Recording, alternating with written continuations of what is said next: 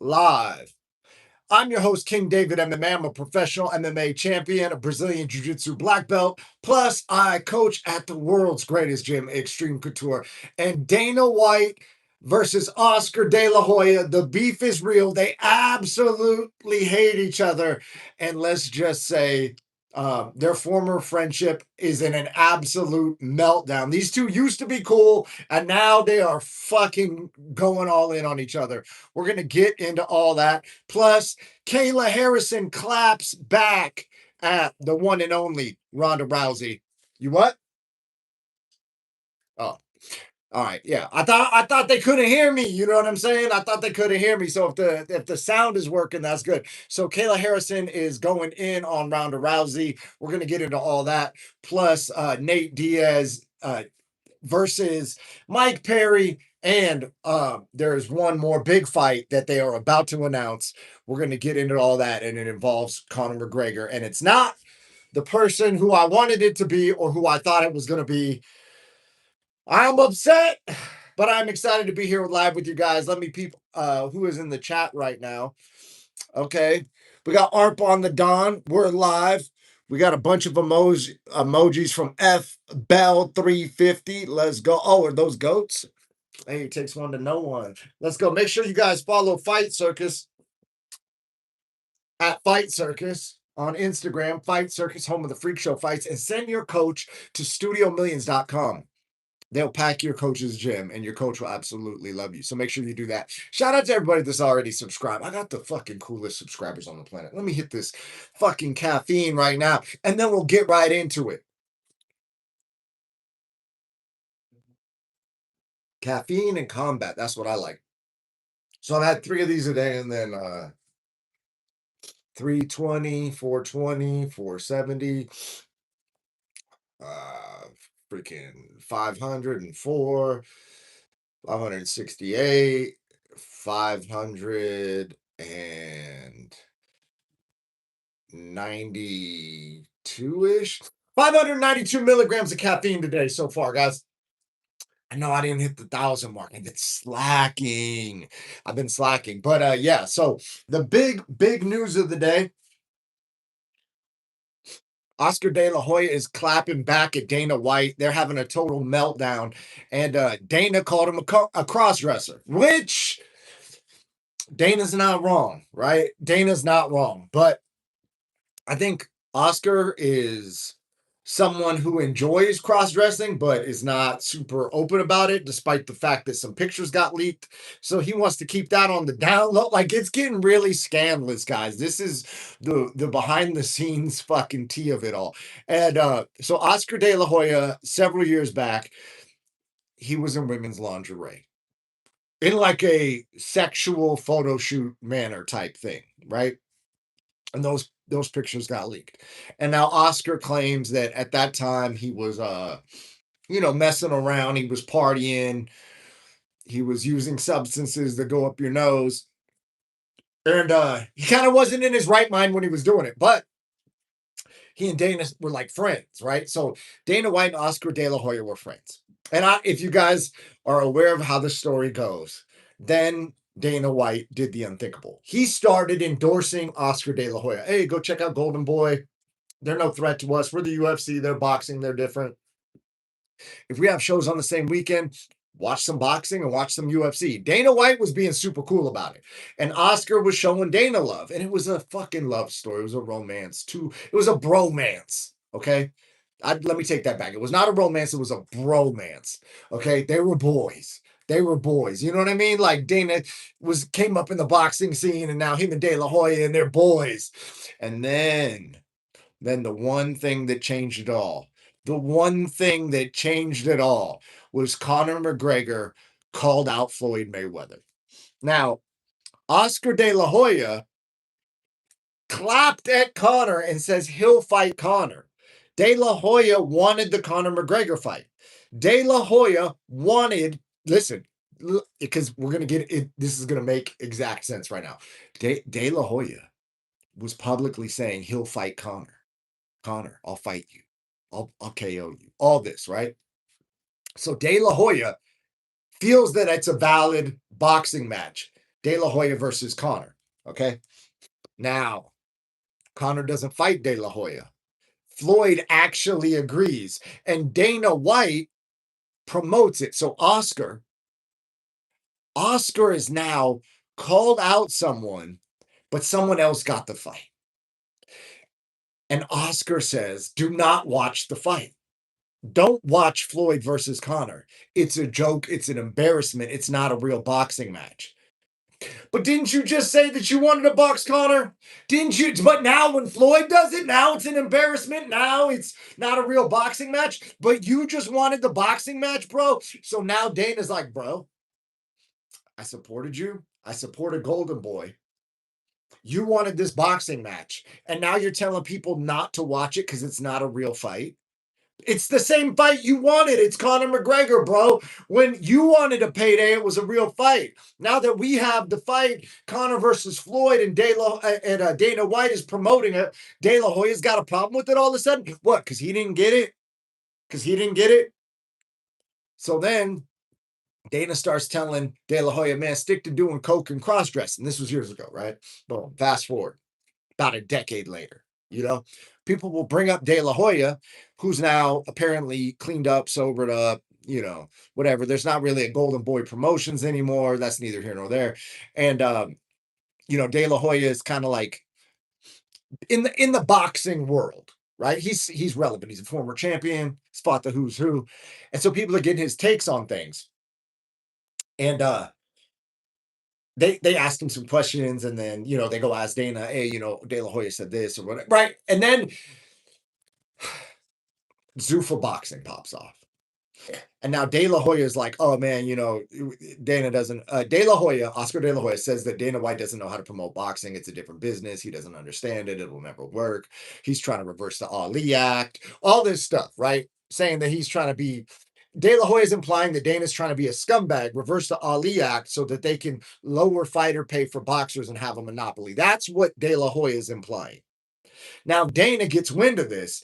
And even though it's like 10, 15 years later since the pictures are leaked, he's like, what is he fucking high on coke again? Is he cross dressing again? What's De La Hoya doing? Right? So Dana's banging on De La Hoya. Okay. And it's hilarious because he won't let it go. He won't let the leaked pictures go. You know what I'm saying? He won't let the leaked pictures go. And De La Hoya is like, oh, he's bringing up my cross dressing. Like, oh, he's still bringing that up, bro. Like, as if we're not going to address that. You know what I'm saying? Maybe that's what he's into. That he should maybe, you know what I mean? Okay, then just say that. But like to play it off like it was like we're just, oh yeah, like he's bringing that up again. Like, dude, we don't really have an answer as a community about where you stand on the spectrum, bro. You know what I mean? So, anyways, now De La Hoya is going in on Dana again because apparently Saudi Arabia and all the money that they've been putting into sports, they're now pulling out. Some people are saying they're pulling money out because they were hemorrhaging money, that these sports were not converting into profits. Other people are saying it's because of America's involvement in the Middle East, and Saudi Arabia is like, look, man, you're taking a certain side in this. We're your ally, but we're kind of on the other side because we're also Muslim, like the Muslims. You know what I mean? So some people are saying it's that. And if you're wondering why my nose is cut up, uh, I was rolling with a little blue belt today, and he kneed me in the nose. And he's like, oh, I'm sorry, I'm sorry, I'm sorry. And I'm like, bro, listen, man, it's totally understandable when one is scared for their life that their limbs start flailing helplessly. And now I got to cut on my notes, guys. But anyways, so now De La Hoya is bringing up the fact that Saudi Arabia is removing their funding for sports and that Zuffa Boxing is going to go under. De La Hoya is hoping for Dana White's downfall. And if there's one thing about Dana doesn't seem like the type of dude that likes people rooting for his downfall. So this beef is getting fucking hot. And furthermore, De La Hoya is saying he wants to fight again. De La Hoya is saying he wants to fight again. It's getting fucking crazy, man. Hey, listen, De La Hoya is talking about he might fight Jake Paul. Oscar De La Hoya, gray beard, gray hair, is saying he's going to go fight, what is he, 26, 27-year-old Jake Paul, who's in his prime. and people are alleging that he's on steroids because he's in such good shape. And he KO'd like all kinds of people. He KO'd like UFC champions, dropped Anderson Silva, and now De La Hoya, who I believe boxed at 154 pounds, is going to go in advanced age after being on an alleged coke bender for a decade, is now going to come back and fight Jake fucking Paul. Can you guys imagine if De La Hoya goes and fights Jake Paul? Anyway, I, good for De La Hoya. I don't think it's that fight's ever going to happen. I don't think people would even really tune in personally. I don't think anybody thinks that De La Hoya could beat Jake Paul. But then again, I'm out of touch with reality because I don't really think that boxing is like that big of a deal. And everybody that's into boxing seems to believe Jake Paul cannot box because he's good at YouTube, and that no matter how much training he does, he can't acquire a new skill. And so everyone that's into boxing says that Jake Paul is not a real boxer, despite the fact that he went the distance with Tommy Fury, who they do say is a real boxer, who is Tyson Fury's little brother. And he landed a fucking overhand. And some people say wobbled Anthony Joshua. He cracked Anthony Joshua. So he got a shot in. He got his lick in, as we like to say. And so, like, do you know how fucking good you got to be at boxing to land on Anthony Joshua? And to even like last, I know he was running. I know he was on his bike. I get all that. But to even be in there with that dude and he got his jaw broken in two places, I understand. But the fact that he went up in weight, put his fucking nuts on the table, and said, I'm going to fight this Olympic gold medalist turned heavyweight world champion. And everyone's calling him a YouTube. Bro, that guy's a fucking boxer. I don't give a fuck what anybody says. And so while I don't think anyone in a reasonable mindset would tune in really to watch Jake Paul fight Oscar De La Hoya, because they're like, dude, we don't want to watch Oscar De La Hoya get beat up by Jake Paul. People would actually tune in. And now that I'm talking about it, I would tune in just for the spectacle, guys. I'm not above that. But to think it was going to be like a competitive boxing match, that's wild. That's crazy. Jake Paul will spark that dude. And De La Hoya, legendary status. He should stick to being a legend. He should not tarnish his name. He should not go fight Jake Paul. Absolutely not. De La Hoya, I forbid you from fighting Jake Paul. Do not box Jake Paul. You don't want that smoke. Anyways, guys, Felony Charles Bennett, MMA legend, is in the chat. He says, we just got here. Shout out to Felony and everybody who's in Felony's circle. You know what I'm saying? Shout out to Felony Charles Bennett in the chat. Let's go, guys. All right, so next order of business. More caffeine.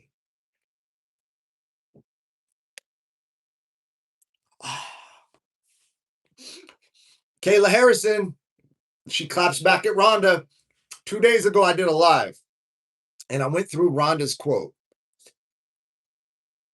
And here's where I fucked up, guys. Okay, I'm not fucking perfect.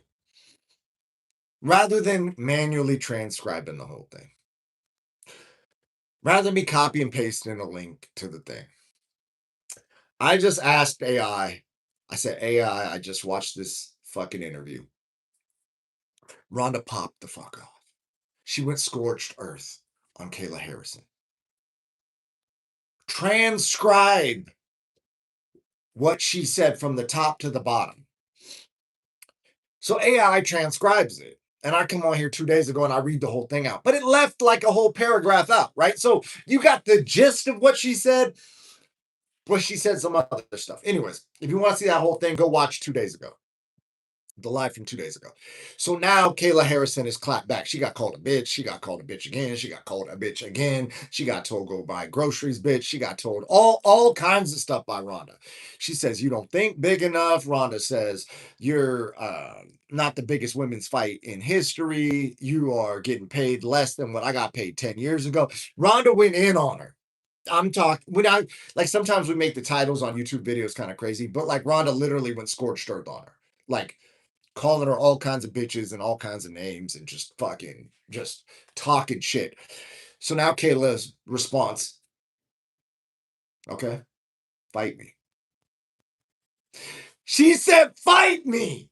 Now, listen, guys, I know. Kayla would smash Ronda at this point, right? That's the consensus among, and I think would actually be a closer fight than people give credit for, because I believe that Ronda and Kayla might be fairly even enough to not have a bunch of takedowns in the fight, and then it'll turn into like a kickboxing match, which would be interesting. And I would probably give Kayla the advantage there. But Ronda's training with a better coach now, so she might have some tricks up her sleeve that she's acquired. And they're both super competitors. Probably a 3-round decision in a kickboxing match in MMA gloves in an MMA fight. But the point of the matter is this: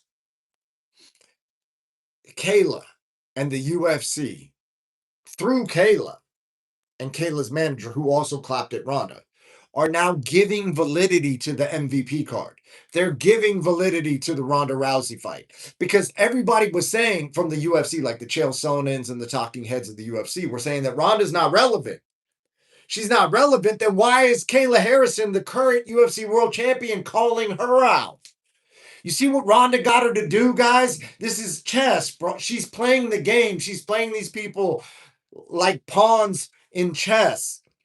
Ronda got the current sitting UFC heavyweight champion of the world, the women's champion, Kayla Harrison, to call Ronda Rousey out while Ronda is fighting for a rival organization. And Kayla is now giving validity to Ronda Rousey and giving Ronda free promotion. There's a rule in business. When you're number two, call out number one. Talk about how you're different. Talk about how you're better. When you're number one, you never mention number two. You don't give them validity. These are the rules to the game. Why is the current UFC women's champion calling out Ronda, who the UFC and everyone around the UFC is saying is irrelevant? What? Why? Why would you? What Kayla should have done is just like big dogged her. Hey, listen, I don't talk about has-beens. Ronda's a legend or whatever. You know what I'm saying? Like, I'm not here to shit on Ronda. Ronda was a great competitor 10 years ago. So I hope she has success in whatever thing she's doing. I hope she gets all the money she's trying to get fighting someone who was a pioneer 20 years ago.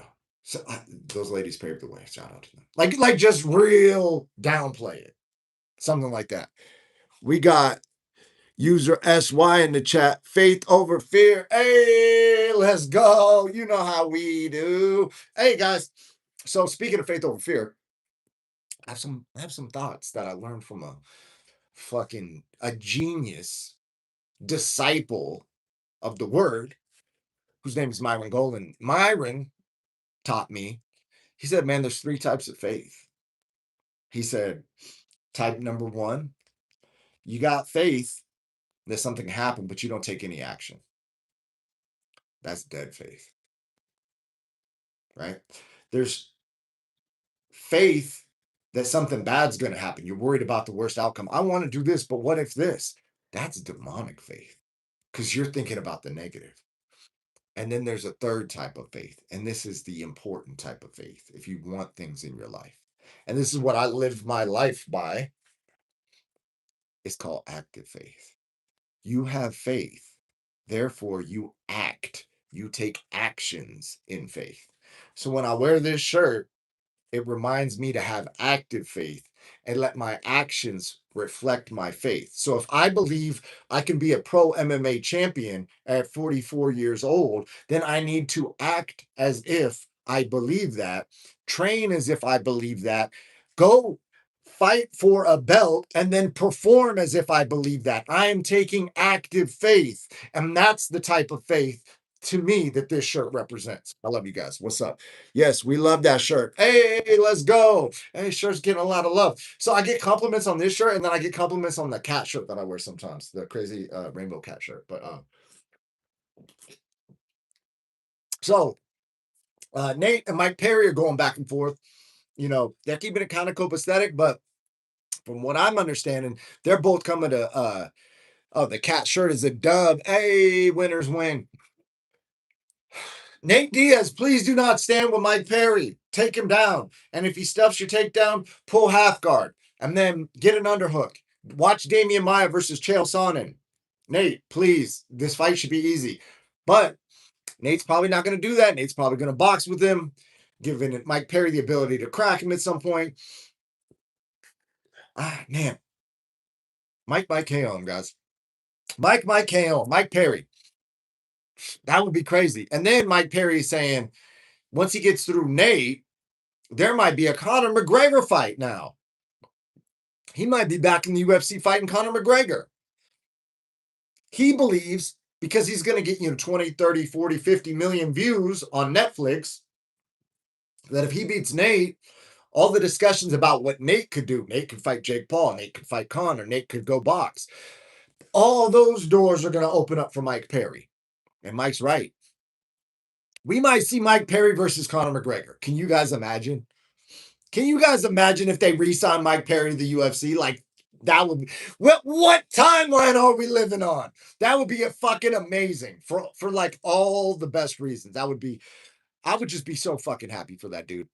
That'd be crazy. That would be crazy. And then if Mike Perry KOs Conor McGregor, dude, look, listen, guys, that for just sheer entertainment, fuck it. That would be amazing. But yeah, so the actual opponent that everyone's talking about for Conor McGregor, I was like, dude, it's gonna be Ian. See, I'm a hopeful guy, right? I'm a dreamer. I believe in big things. I think big. And I'm like, you know what they should do with Conor? They should have Conor fight Ian Machado Gary. Because if Ian wins, then he's a superstar for beating Conor because Conor brought all the eyeballs. And now Ian going on to fight for the belt. Ian's like a guy that has a lot of like um, momentum behind him at that point. He's got a lot of Conor's shine on him at that point if he beats Conor. And if Conor were to beat Ian Machado Gary, which I was hoping he would do, then Conor, can you imagine this? Conor McGregor beats Ian Machado Gary and then calls out Islam Makhachev and says the fucking feud's not over. You Dagestani, whatever, da da da da da. I'm coming. Khabib's scared. Khabib's shaking in his boots. Khabib's in the corner crying with his blanket over his head. Khabib's afraid to fight me. They offered Khabib $30 million or $50 million or whatever it was to fight me. And he said no. He's a coward. He's a rat bastard coward. Islam, I'm calling you out and I'm gonna beat you. The feud's not over. Can you imagine Conor doing that? And then Conor McGregor coming back after winning like one fight in 8 years on a several year layoff after a broken leg, beats Ian Machado Gary, and then fights Islam Makhachev in the fucking biggest fight in MMA history because of the beef that Conor had with Khabib previously. Like, to me, that's like let's be aspirational. Let's shoot for that. Instead, what I heard that it's almost confirmed and they're almost going to release it. And this could be just bullshit, but they're going to go with Max Holloway. Max Holloway versus Conor. I mean, cool, man, I guess, right? Max is coming off a loss. Conor's coming off a loss. They're both pretty big names. I mean, Conor's a huge name. Max is a pretty big name. And Max will probably stand with him. In fact, in the first fight, Conor took Max down. So say what you want, but Conor's the one that took him down. Okay. And then Conor actually tore his ACL in that fight trying to pass in half guard, and Max bridged. And he bridged into his knee and he ripped Conor McGregor's ACL. And then Conor McGregor tried to beat GSP's time back into the octagon after ACL surgery. And I believe Conor did beat GSP's time to recovery, but they didn't book the fight in time or something to that effect. I'd have to go research that. And since AI gave me a bullshit fucking paragraph missing quote, now I'm not gonna AI it, guys. AI is giving me false positives. I got to do my own research. You know what I mean? You can't just type it into AI and expect the answer that AI gives you to be on point, right? It's just making shit up at this point. So if Connor beats Max, then what? Then what are we doing with Connor? If Connor beats Ian Machado Gary, now we got something. If Max beats Connor, then what? But if Ian Machado Gary beats Connor, now we got something. You get what I'm saying, guys? Like, what? Am I the crazy one? Am I tripping? So, anyways, how long we been on this thing? Let me peep the chat. We've been on 25 minutes. All right, man. Hey, I love you guys. Shout out to everybody that subscribed. Some people were at the gym telling me they were going to pop on the live yesterday. They made it today. So, shout out to the people who were a little late, but made it anyway. So, um, I'm gonna hop on earlier tomorrow. You to go. Hey, thank you. I agree. And I love you guys. Have a great night. Have active faith. You can do anything you set your mind to. I love you guys. Peace.